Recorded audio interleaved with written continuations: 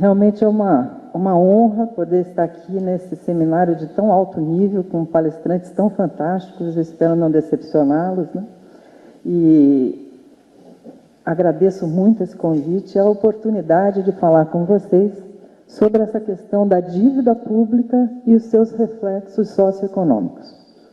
Eu estou aqui hoje, como disse, representando a Auditoria Cidadã da Dívida, que é uma sociedade civil sem fins lucrativos, que começou em 2001 a nível nacional e desde então ela é coordenada nacionalmente pela professora Maria Lúcia Fattorelli, que é uma abnegada, uma estudiosa da questão da dívida, que ela vive para tentar divulgar esse problema seríssimo que nós temos e que é pouquíssimo divulgado na mídia, ou quase nada. Vocês terão aqui, eu vi palestras que vão questionar sobre a questão da mídia. Então, hoje nós vamos ver como a mídia não divulga coisas fundamentais que a gente precisava estar discutindo, que a gente precisava estar falando, precisava ter uma divulgação muito grande, nada acontece. Então, a questão da mídia realmente é muito importante. E essas oportunidades é que a gente tem aproveitado para falar sobre o assunto da dívida pública. Nós vamos falar sobre a dívida pública no Brasil, mas para poder entender a dívida pública no Brasil, eu vou começar falando sobre uma conjuntura, a conjuntura internacional. Antes de qualquer coisa, eu quero dizer a vocês que esses slides eu vou pedir para o colega fazer uma cópia ou vou mandar para o sindicato de vocês para que vocês todos tenham acesso depois, nem ninguém precisa ficar preocupado em copiar, porque depois eu vou disponibilizar para todo mundo, tá? Então, vamos fazer, assim, primeiro um breve apanhado sobre a situação internacional, porque nós vamos ver que isso vai nos dar elementos para entender depois questões relativas à dívida que nós temos no Brasil. Muito bem, nós vimos que, recentemente, né, os Estados Unidos passaram uma crise terrível, desemprego, problemas sérios. Logo em seguida, a Europa entra em crise. Vários países, vai assim como uma cascata, vários países em crise. França, agora com grandes problemas, Espanha, a Grécia, numa situação terrível, a gente vem acompanhando. A gente lê no jornal que essa crise, né, é decorrência de que esses países não estão cumprindo com as suas obrigações financeiras. Então, os bancos vão lá, emprestam dinheiro e dizem, olha, vocês não podem ficar gastando aí com o povo, tem que fazer uma economia social, cortar gastos para pagar a dívida. Então, a gente lê no jornal que essa crise europeia, principalmente, é uma crise de dívida, que eles não conseguem arcar com seus compromissos financeiros. Mas como é que essa crise surgiu? De repente, começou essa crise nos Estados Unidos, começou essa crise na Europa, não tinha e aconteceu de repente. Quais as causas disso? Muito bem. Vamos voltar um pouquinho no tempo. Em 1929, houve uma quebra da Bolsa de Nova York. Quebrou a Bolsa de Nova York. E aí, a partir dos anos 30, né, foi um problema sério, crises na Europa, crises nos Estados Unidos. E a partir de então, houve uma série de regulamentação para que pudessem colocar ações na Bolsa, para que pudessem emitir títulos. Isso com os cuidados para que não houvesse uma nova quebra na Bolsa de Nova York. Então, uma série de regulamentações. Por exemplo, para colocar uma ação, a empresa tinha que comprovar que tinha ativos, que aquela ação correspondia a tantos por cento daquele ativo. E para colocar títulos, tinha que ter uma oferta pública. Uma série de normas para que não acontecesse uma nova quebra. Bom, aí realmente o mercado se recuperou, as coisas foram direitinho.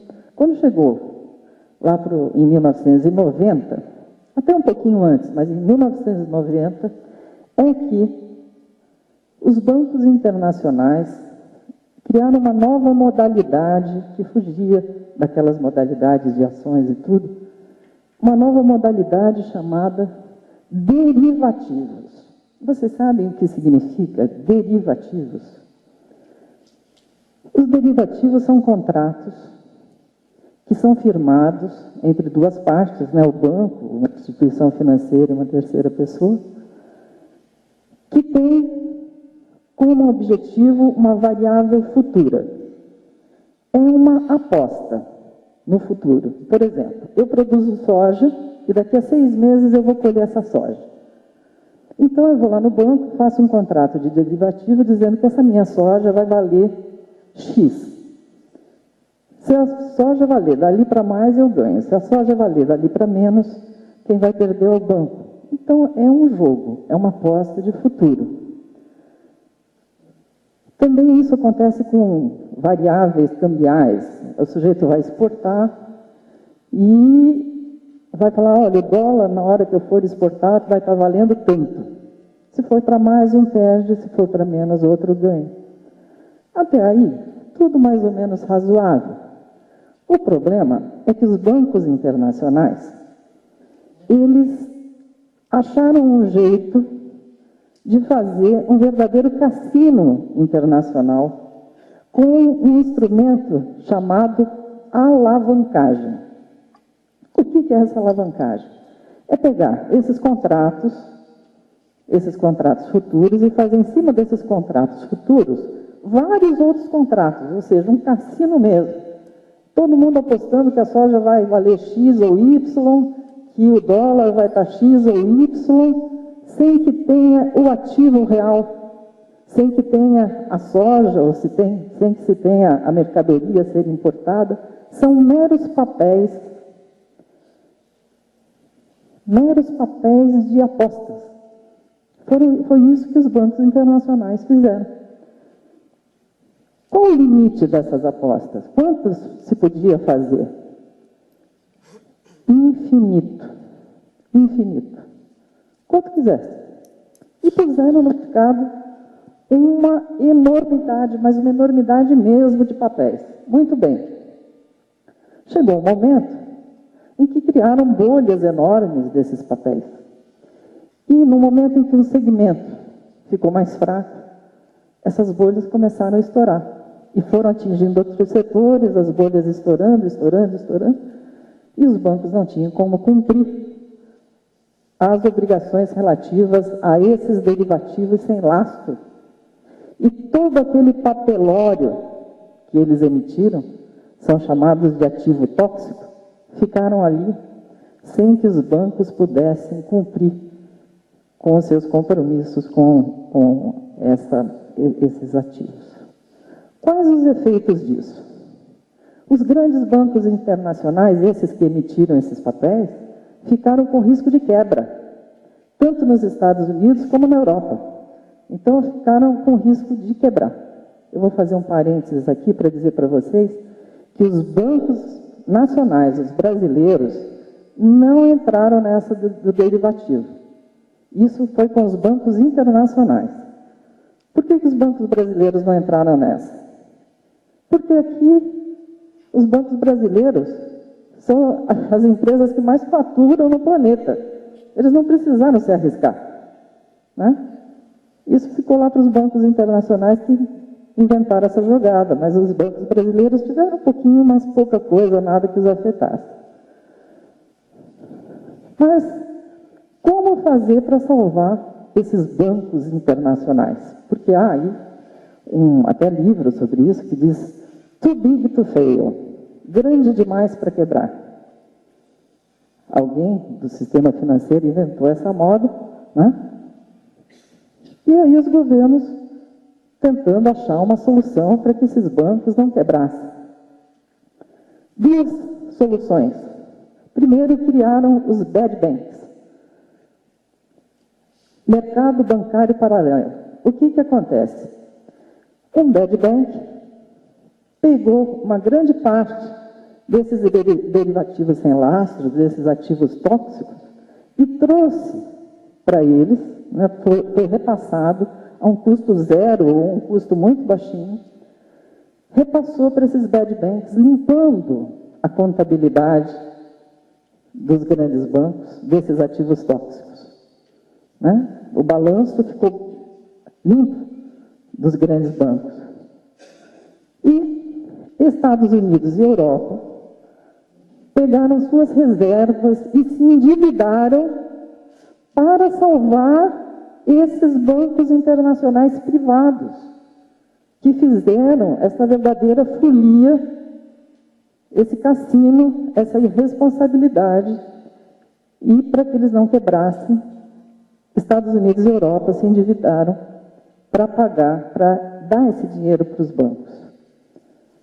Então, quem está pagando essa conta? É a sociedade. Né? É aí que é o problema. E a falta, e colocar todo o dinheiro e se endividar dessa maneira, acaba fazendo uma expansão da crise para vários setores.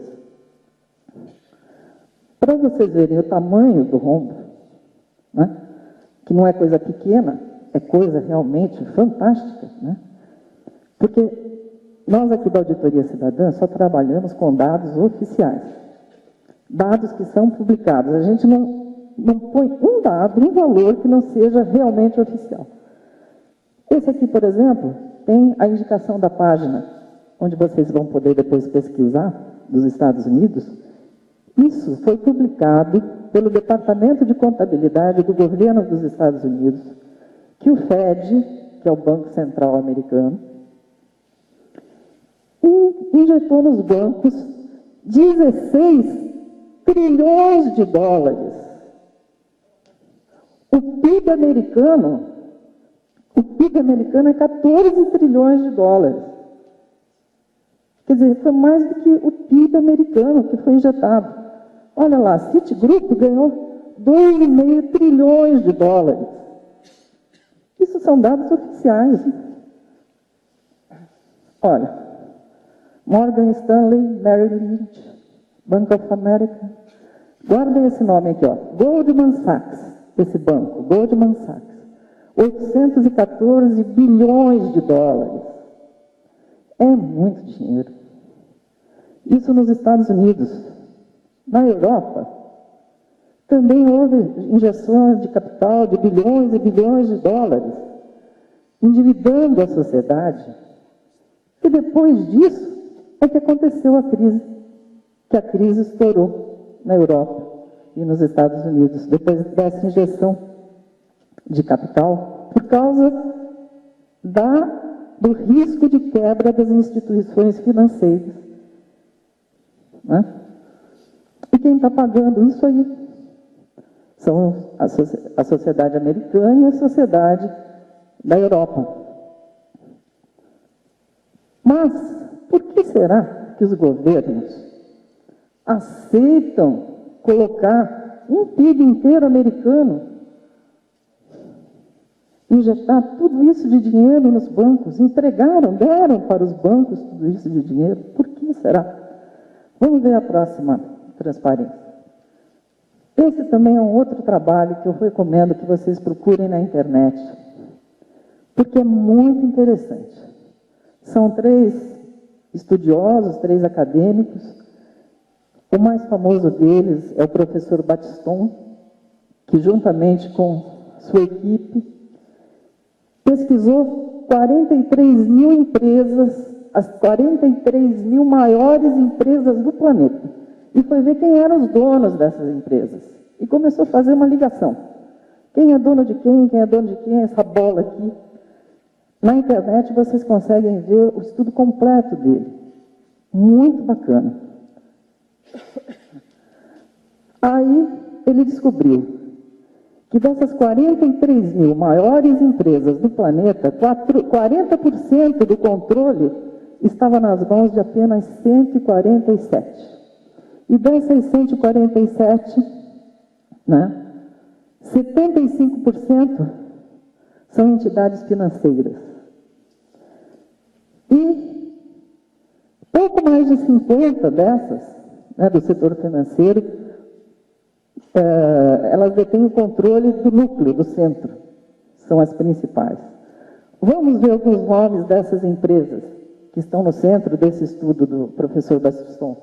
Olha lá, Citigroup, Goldman Sachs, Credit Suisse. Não bate com aqueles que os governos injetaram dinheiro? Vocês estão olhando aqui para quem manda no planeta. São esses os que mandam no planeta. E que os governos ficam de joelhos, resolvendo e atendendo a todos os comandos destes grupos, dessas entidades financeiras. Qual o resultado dessa crise da dívida? Medidas de austeridade, cortes dos gastos sociais, congelamento e redução de salários, demissões, reformas da Previdência, tirando direitos adquiridos, comprometimento dos fundos de pensão. Olha, a Maria Lúcia Fatorelli, que é a coordenadora nacional da Auditoria Cidadã, viajou várias vezes para a Europa para ver a questão da dívida de perto, até porque nós já temos núcleos da Auditoria Cidadã em vários países da Europa.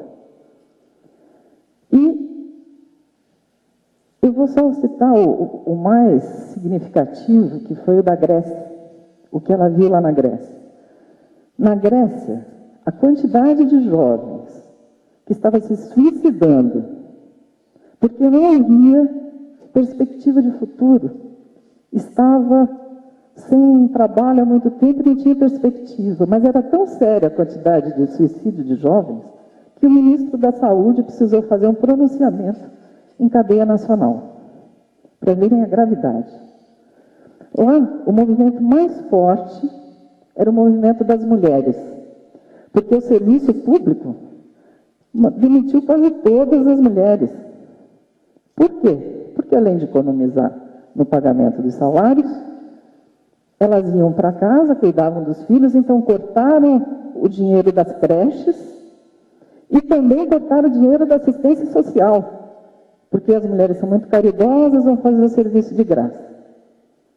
Então, era uma revolta lá na Grécia, total corte. Olha, uma coisa realmente terrível o que a gente via.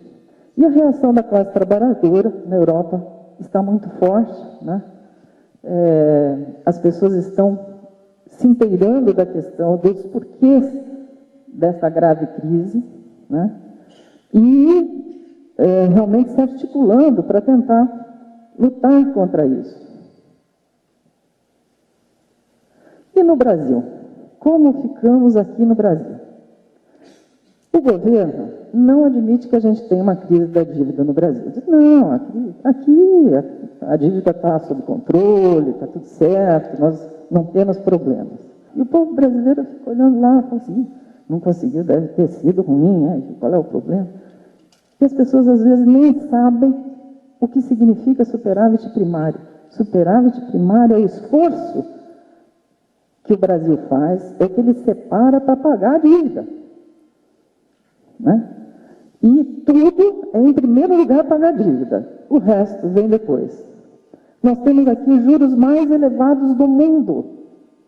E nenhum país do planeta tem juros aproximados ao nosso. Nós temos uma carga tributária super elevada. A gente vai comprar um carro aqui, o mesmo modelo fora do Brasil, às vezes custa metade do preço. Eletroeletrônico, a gente vai fora do Brasil para metade do preço.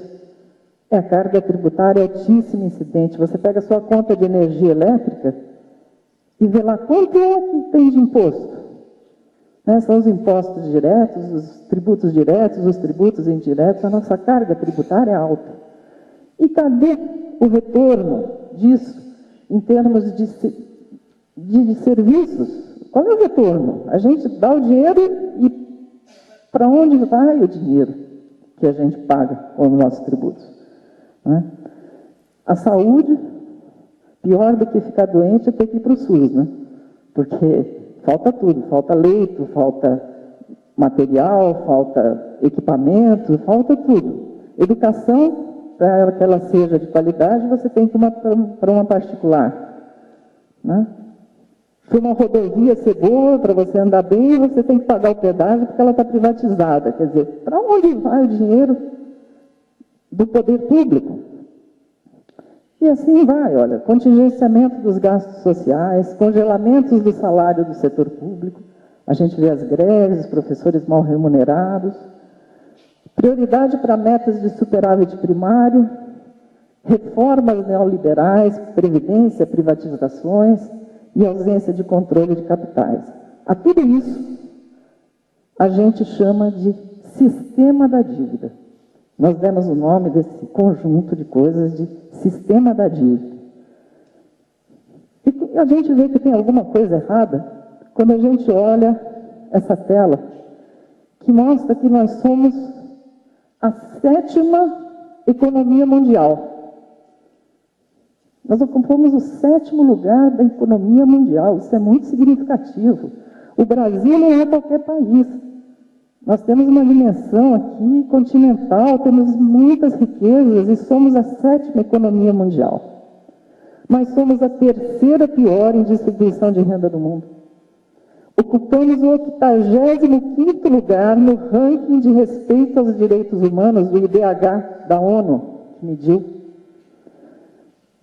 Penúltimo no ranking da educação, foi feito uma análise em 40 países da capacidade cognitiva dos estudantes, e o Brasil ficou em 39º lugar.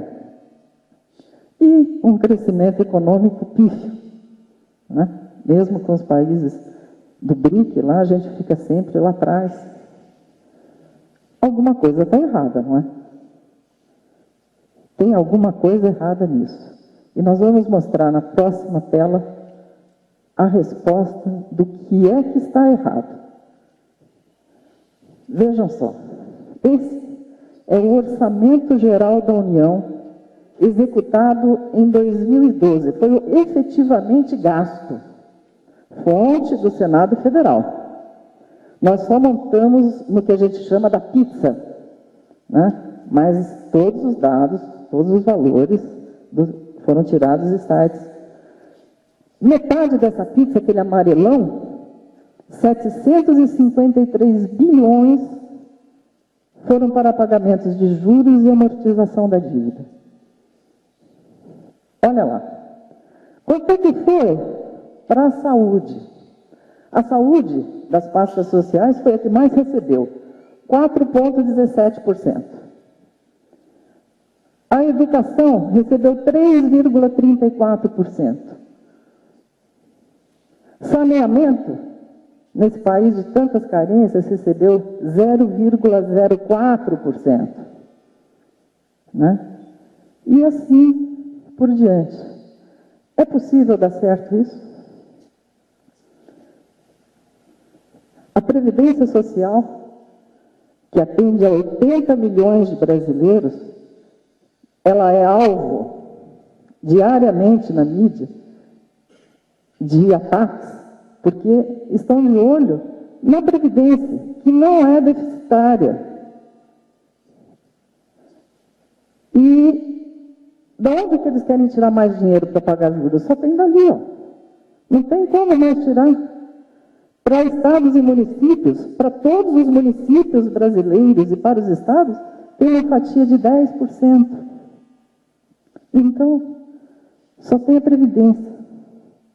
E é aí que os olhos do mercado financeiro estão voltados, porque eles pretendem tirar daí mais uma fatia para colocar na dívida. Mas, por favor, a próxima. Em 2013, de 1º de janeiro até 4 de outubro, nós já pagamos, já consumimos 690 bilhões de reais. Isso corresponde a 2,5 bilhões por dia. Equivale a 47% do gasto federal. E a previsão do orçamento para 2014, 1 trilhão para dívida. Olha, isso aqui é do site da Câmara dos Deputados, que aprovou o orçamento para o ano de 2014. Destinado para a dívida, 1 trilhão, 42,42% do orçamento.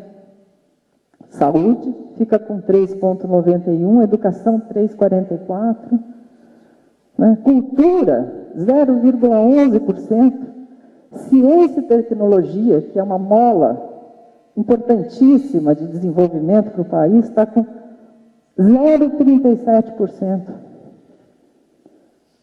Então, vocês vejam isso. A gente paga todo ano. Todo ano está destinando metade do orçamento público para essa dívida. E essa dívida só cresce. Ela não diminui, ela só aumenta. Com todo esse sacrifício que a gente faz, a gente não está liquidando a dívida. Nós vamos ver a seguir que essas dívidas só crescem.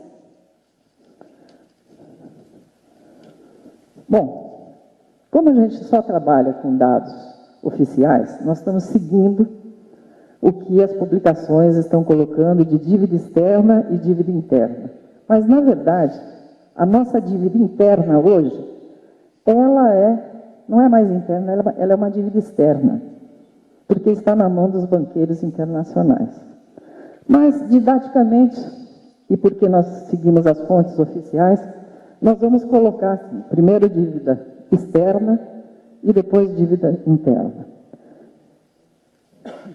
Eu queria falar para vocês que em 1931, para a gente falar do histórico de como essa dívida se formou, em 1931, no governo do Getúlio Vargas, houve no Brasil uma auditoria da dívida. E o que é que apuraram na época do Getúlio Vargas? Apuraram que de toda aquela dívida que se pagava, apenas 30% tinha contrato ou algum documento que justificasse.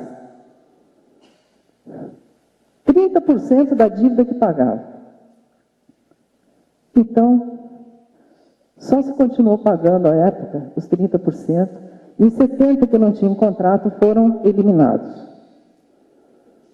Isso deu, na época do Getúlio Vargas, uma folga para começar um período grande de industrialização no Brasil e atender também os direitos sociais.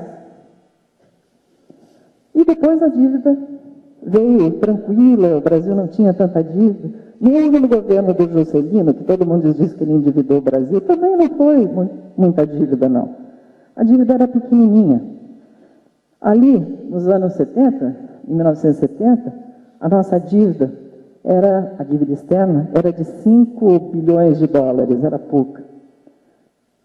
Aí chega, na década de 70, ela começa a subir. Bom, para poder explicar daí para frente, eu vou primeiro falar uma coisa para vocês. Em 2009, 2010, houve uma CPI da dívida no Senado Federal. Eu queria saber daqui, quem sabia disso?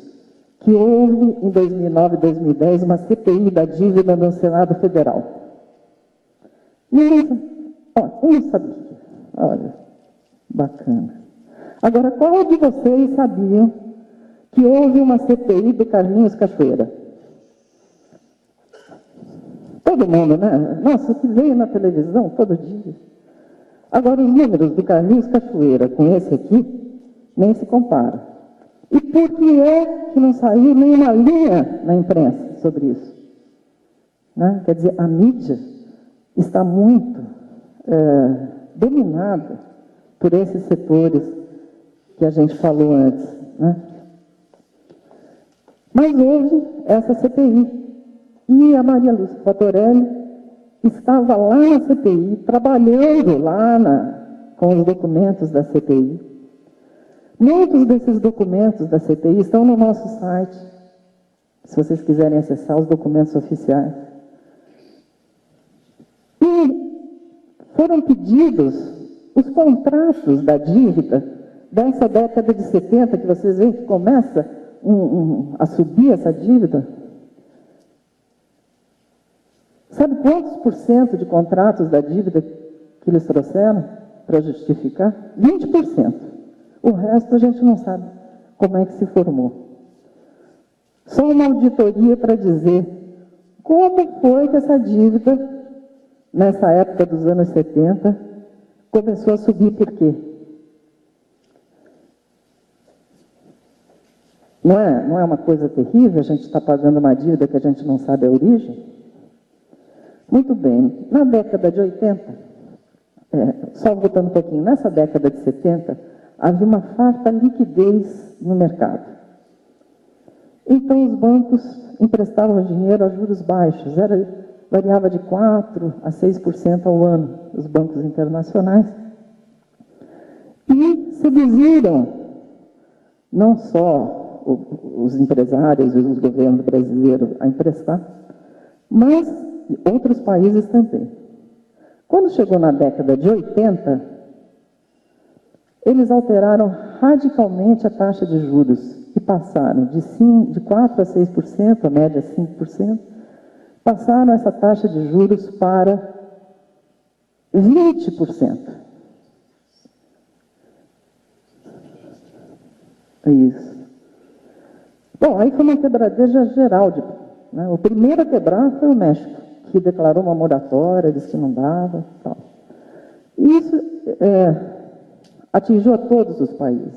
E foi aí que chegou ao Brasil o FMI. O FMI chega em 82, né? Quer dizer, primeiro provoca a crise, com esse aumento louco de juros, e aí chega para oferecer socorro, né? Com uma série de regras que nós tínhamos que cumprir para poder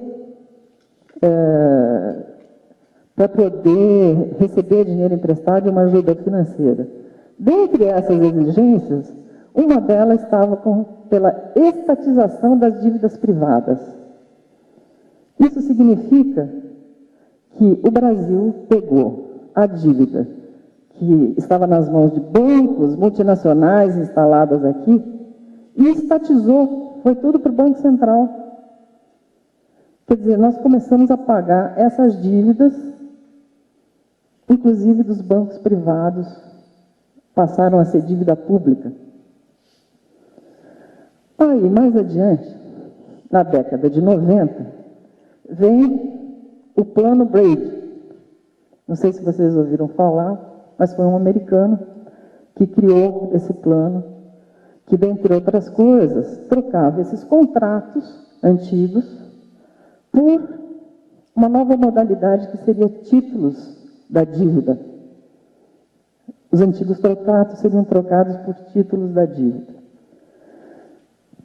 Houve uma auditoria da dívida pública do Equador, que a Maria Lúcia foi para lá, e lá no Equador nós vimos que esses contratos da década de 80, muitos deles estavam encerrados, estavam prescritos. Sabe o que é uma dívida prescrita? É uma dívida acabada.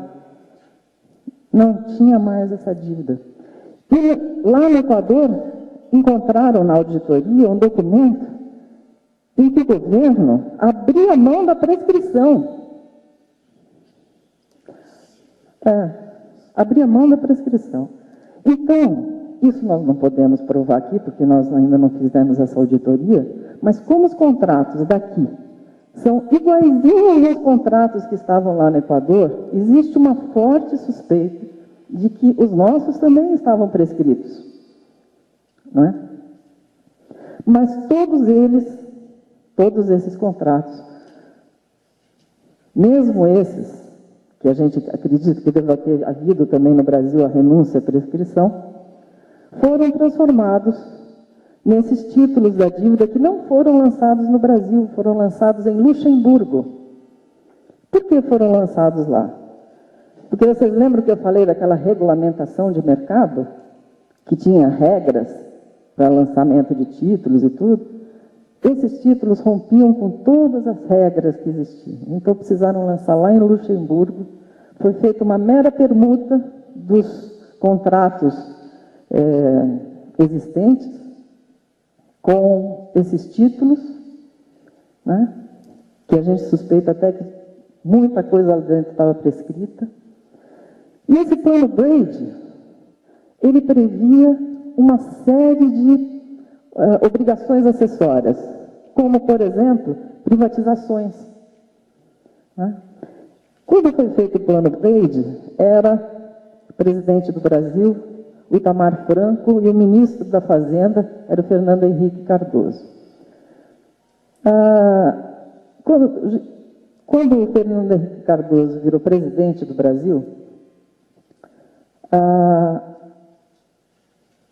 quando ele virou presidente, ele deu andamento no plano Brady, que aqui tomou o nome de Plano Real. E aquelas privatizações que foram feitas, elas eram previstas nesse plano Brady. E as empresas estrangeiras que vieram comprar as nossas empresas, grande parte do pagamento foi feito com esses títulos que foram lançados em Luxemburgo. É um negócio da China. Bom, muito bem. Aí vamos indo para a dívida, e aí vocês veem que ela tem um leve declínio. Aquele declínio aconteceu no governo Lula. E é aí que muita gente diz: o Brasil não tem mais dívida, o Brasil pagou a dívida. Muita gente acha que o Brasil não tem dívida mais. Por quê? Porque o governo Lula, naquela data ali, naquele período, pagou a dívida com o FMI. Pagou a dívida com o FMI, mas continuou a dívida com os bancos privados. E para ele pagar a dívida com o FMI, ele teve que emitir títulos. Agora, a dívida com o FMI tinha juros de 4% ao ano. E os títulos emitidos foram com juros de aproximadamente, em torno, um pouquinho mais, um pouquinho menos, de 19%. Né? Não é nem trocar 6 por meia dúzia, é trocar 6 por 19. Né? É um negócio louco. E a partir de 2005, o Brasil, né, o Tesouro tem até um programa para fazer resgates antecipados de títulos com ágio.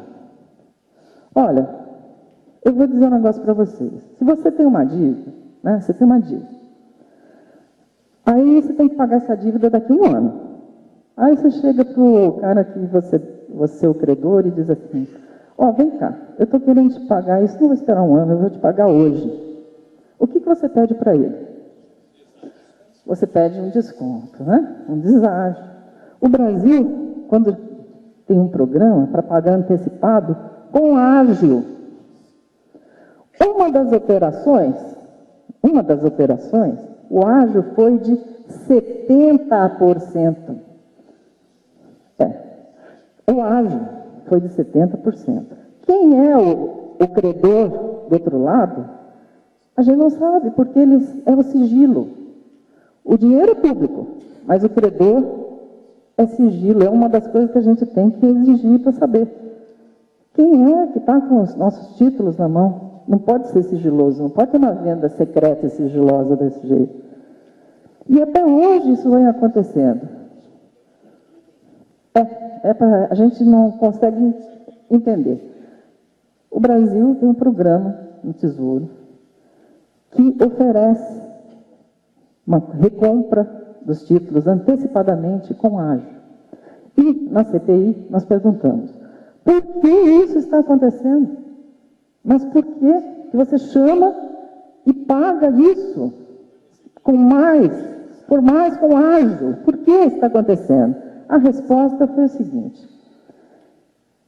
agora tem uma nova modalidade que toma conta do mercado, do marketing. Mas que modalidade é essa? É um sistema que nós estamos fazendo para não frustrar a expectativa do credor, que não se sabe quem é. Não frustrar a expectativa do credor. Então, quando o negócio é feito em dólar, e quando o dólar cai, para que o credor não fique frustrado, o Brasil paga ágio para compensar. É um negócio inacreditável. É um negócio fora do comum. É o nosso dinheiro que está indo aí e ninguém sabe. E a nossa dívida hoje está em 442 bilhões, né? A dívida externa. A dívida interna,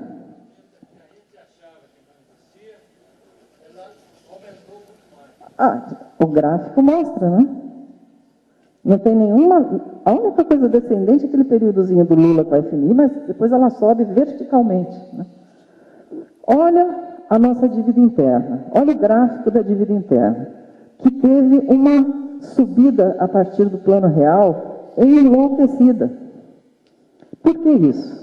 Aquele negócio da desindustrialização que você estava falando, no Plano Real, uma das exigências do Plano BEID era a abertura do mercado internacional, sem nenhum controle. Entrou aqui produto desde aquele 1,99 até carro, avião importado, tudo que quis entrar, entrou aqui, todos os produtos, não é isso? À custa da quebra da nossa indústria, do sacrifício, quantas indústrias fecharam, principalmente as pequenas que não tinham gordura para queimar, tudo quebrando. Então, o que acontecia? Precisava de dinheiro em dólar, né, para pagar. E o Brasil começou a emitir títulos da dívida pública, que está em grande parte nas mãos dos credores estrangeiros, porque como o dólar ficou desvalorizado, era mais interessante comprar a nossa dívida em real. Eles ganhavam mais nessa época. E traziam os dólares que a gente precisava. Aí, essa montanha de dólares, porque a gente não tem nenhum controle de capitais no Brasil, é uma torneira aberta, não tem nenhum controle de capital, entra aquele monte de dinheiro, a sobra, o que o Brasil faz com a sobra de dinheiro? Compra títulos da dívida americana, que não pagam nada. O Brasil tem hoje uma reserva de 400 bilhões de títulos americanos que não valem nada.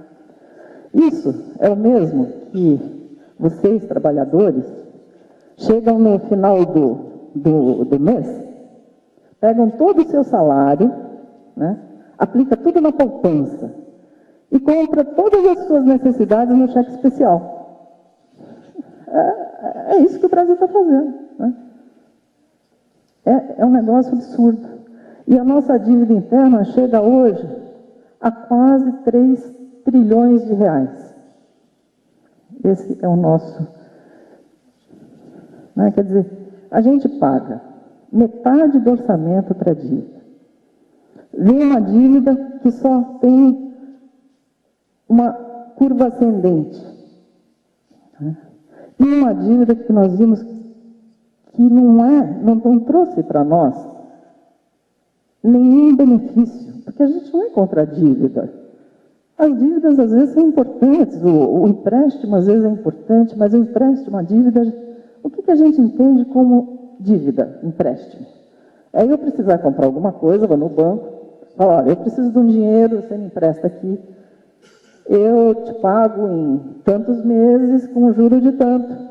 Aí eu pego aquele dinheiro, compro uma casa, um liquidificador, alguma coisa que eu preciso, né, e vou pagando. Mas a dívida pública, na grande maioria, não tem essa contrapartida, não tem um dinheiro que ingressa para investir na sociedade. Muitas vezes é uma mera jogada contábil de juros sobre juros e de dívidas privadas e de coisas que não vieram para a sociedade. Não é essa dívida que a gente está acostumado a pensar na dívida que entrou um dinheiro e agora eu estou pagando.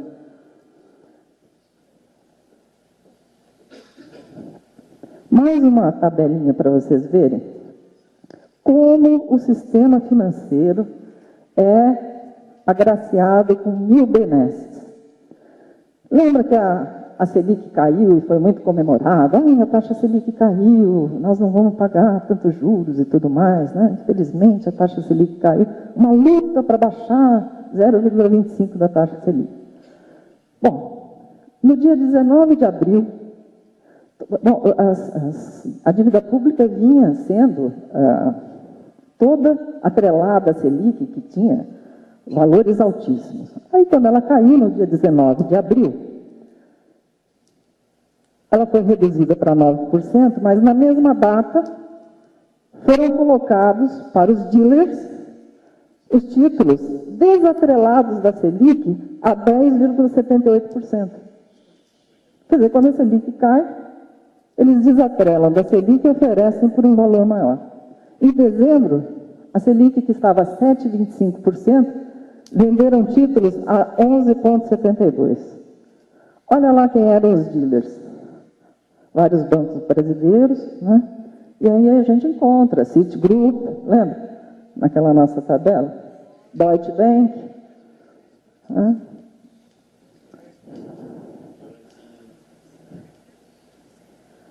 Bom, aí essa tabela é dos lucros dos bancos brasileiros. Por isso que eles nem precisaram entrar naquele negócio lá de ciranda financeira, porque olha o lucro dos bancos, né? Em 2012, aí está até só 2011, mas em 2012 ainda superou a taxa de 2011.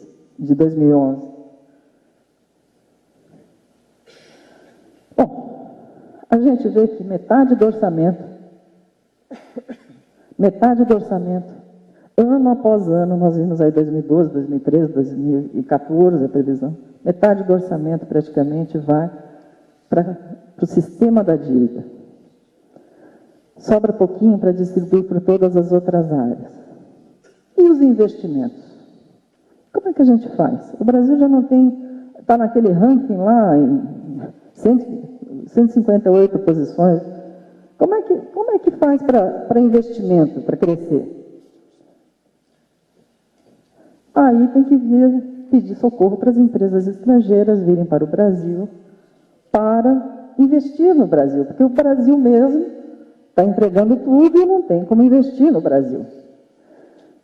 Agora, em setembro, mês passado, a presidente Dilma estava em Nova York com a equipe econômica, com o presidente do BNDES, o presidente do Banco Central, o ministro da Fazenda, o ministro do Desenvolvimento Econômico, o BNDES. Todos se negaram a falar com Obama, porque, afinal, os Estados Unidos tínhamos acabado de descobrir que houve uma espionagem grande no Brasil, principalmente na Petrobras. Né? Há muito tempo eles estavam espionando a Petrobras, então o presidente não foi falar com o presidente Obama. Isso saiu no jornal. Mas a equipe econômica com a presidente, eles tiveram um encontro, ali está o folder do encontro, The Brazil Infrastructure Opportunity, no escritório do Goldman Sachs, aquele banco que a gente viu lá atrás. E nesta tela, a gente recomenda um vídeo que tem no YouTube, que tem um documentário fantástico sobre o Goldman Sachs, dos problemas que eles já causaram aos países, principalmente na Grécia. Foi um dos grandes responsáveis para a situação da Grécia do jeito que ela está. E foi ali, nesse escritório do Goldman Sachs, que foram discutir o PIO, o pacote Programa de Investimento em Logística, um pacote de leilão em que se discutiu o leilão de aeroportos, portos, rodovias, ferrovias, energia e o leilão de Libra. Esse leilão de Libra, que só teve um grupo interessado, um consórcio, não mais outro, já tinha sido delineado em setembro, nesta reunião da nossa equipe econômica, lá nos escritórios do Goldman Sachs. Libra é um campo de petróleo descoberto no Brasil tão grande. Eu estive com o presidente da FUP, Federação Única dos Petroleiros.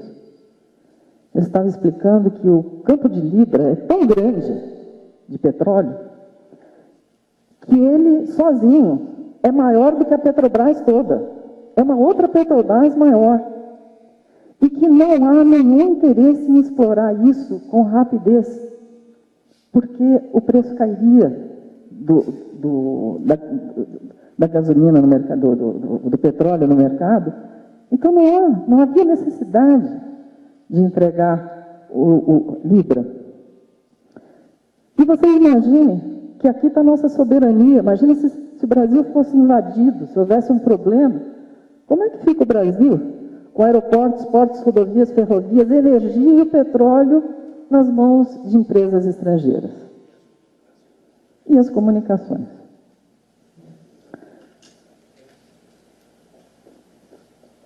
Bom, nós falamos lá atrás no sistema internacional daqueles derivativos, aqueles ativos tóxicos, e existe, já se comenta isso tudo no meio econômico, um grande risco do contágio, ou seja, esses bad banks que estão lá com esses ativos tóxicos, querem se livrar daqueles montanhas de papéis sem valor. E aonde que eles vão botar esse lixo? Eles têm que reciclar esse lixo. O Brasil é um sério candidato. E o principal alvo porque a gente tem que ficar atento para ver o que a lei está deixando em termos de abertura, né? São os fundos de pensão, que deveriam dar segurança para o trabalhador, né? Após a sua vida de trabalho. Agora acabaram de fazer um PRESP, que é o Fundo de Pensão de Previdência do Servidor Público Federal. Ele vai depositando ali seu dinheirinho, esperando no futuro ter uma recompensa. Olha aqui, o artigo 44 da Resolução do Conselho Monetário Nacional sobre os investimentos dessas entidades fechadas de previdência complementar. Elas podem realizar operações com derivativos. Gente, não deu certo lá fora, por que vai dar certo aqui? Não é? Quer dizer, o dinheiro desses fundos de pensão não poderiam ser aplicados jamais em nada de risco. Mas nós temos isso aí. Bom, a auditoria cidadã é o que a gente luta para que aconteça, para que a gente tenha uma auditoria, porque só com uma auditoria a gente seria capaz de pegar toda a documentação, estudar tudo, expurgar as ilegalidades para chegar e pagar a dívida que a gente realmente deve, o que realmente a gente está devendo, não o que está criado. Né? E essa auditoria está prevista nas disposições transitórias da Constituição de 88, mas jamais foi colocada em prática no Brasil. Com a auditoria a gente saberia de onde veio essa dívida, quanto tomamos emprestado e quanto já pagamos, o que realmente devemos, quem contraiu tantos empréstimos, onde foram aplicados recursos, quem se beneficiou desse endividamento, qual a responsabilidade dos credores e organismos internacionais nesse processo. E eu queria dizer a vocês que o Equador, né, deu uma lição de soberania, o presidente Rafael Correa, em 2007, né, criou por decreto uma comissão para auditar a dívida no Equador e convidou a Maria Lúcia Fatorelli para participar dessa comissão que aconteceu no Equador. Bom, para resumir, o Equador descobriu que 30% da dívida era uma dívida real. O restante era mera invenção, sem lastro de documentação, enfim. descobriu tudo isso e fez uma oferta para os credores. Disse assim, olha, 30%, está aqui toda a documentação, 30% é real, o resto não existe. E 95% dos credores aceitaram, falaram, tá bom, vamos reduzir, você tem razão, com essa documentação toda. Né? A economia para o Equador foi de 7,7 bilhões nos próximos 20 anos, o que para o Equador é muito. Né? E com isso eles conseguiram fazer aumentos nos gastos sociais, principalmente a saúde e a educação. Olha aqui, esse quadro vem de lá do Equador, eles que nos deram esse quadro. O azulzinho é quanto eles gastavam no social, e o vermelhinho, quanto gastavam em dívida. Ali naquele tracejado, é quando aconteceu a auditoria. Olha o que foi investido em termos de investimento, dívida e investimento social. Então, o nosso trabalho da auditoria cidadã é, primeiro, estudar a dívida.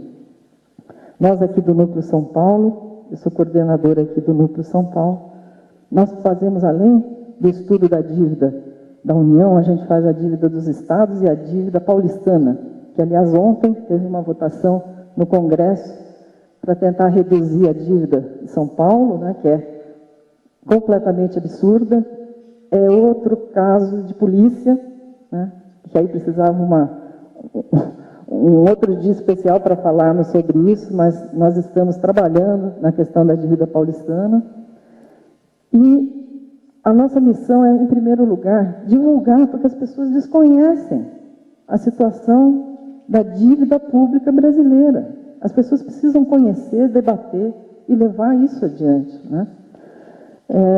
Então, a gente faz essas palestras e colocamos aqui, temos 3 livros, né, para os que tiverem interesse. Nós trouxemos alguns, se alguém tiver interesse, pode adquirir com a Júlia, que está ali, que é da Auditoria Cidadã. Nós temos alguma coisa aqui, se vocês tiverem interesse. E o nosso objetivo é divulgar, estudar, divulgar e lutar por uma auditoria da dívida da União, dos estados e dos municípios. Eu também queria aproveitar para convidar vocês para um seminário que nós vamos realizar em Brasília, de 11 a 13 de novembro, que vai ser muito interessante. É um seminário internacional que a Auditoria Cidadã está promovendo, que nós estamos trazendo representantes de vários países da América Latina e também da Europa. Né? Vem gente da Espanha, da Itália, da Grécia, da Venezuela, vem gente de vários países para debater a questão da dívida, porque nós temos pontos comuns e origens comuns e temos que ajudar. Para conseguirmos uma solução para isso, você vê que os nossos credores não são pequenos. Então, para poder fazer o enfrentamento disso, é preciso que a gente, primeiro, tenha uma sociedade consciente dos problemas. E, segundo, que a gente esteja unido nessa luta nacionalmente. Eu tenho certeza que esse seminário vai ser muito rico e vai trazer informações muito importantes. Por isso eu gostaria, depois eu vou fazer o convite formal para o Sindiped, e a gente, se tiver a presença de vocês lá, vai ser muito enriquecedora também para discutir conosco essas questões internacionalmente. E, por último, eu quero deixar com vocês os nossos contatos da Auditoria Cidadã, né? O nosso e-mail aqui do Núcleo São Paulo, inclusive fazer um convite para todos que quiserem participar mais ativamente conosco, né? Nós estamos de portas super abertas, recebendo todos, porque a gente precisa de muita gente mesmo para trabalhar junto, para discutir. Nós temos grupos de estudos, temos grupo da comunicação, grupo do administrativo, todo mundo trabalhando. Depois fazemos reuniões também para fazer estudos, para debatermos ideias. Então, o Núcleo São Paulo é um núcleo, é jovem esse núcleo e super atuante. Eu convido a todos aqui para participar. O nosso site, Auditoria Cidadã, tem também muitos elementos interessantes. Se vocês quiserem consultar o site, documentos oficiais, vídeos, palestras, está muito bom o site. Estamos no Facebook e no YouTube. Então, pessoal, eu quero agradecer muito a atenção de vocês e espero que seja agora motivo de reflexão, né, sobre todos esses assuntos que são tão importantes e que refletem tanto na vida de cada um de nós. Muito obrigada pela atenção.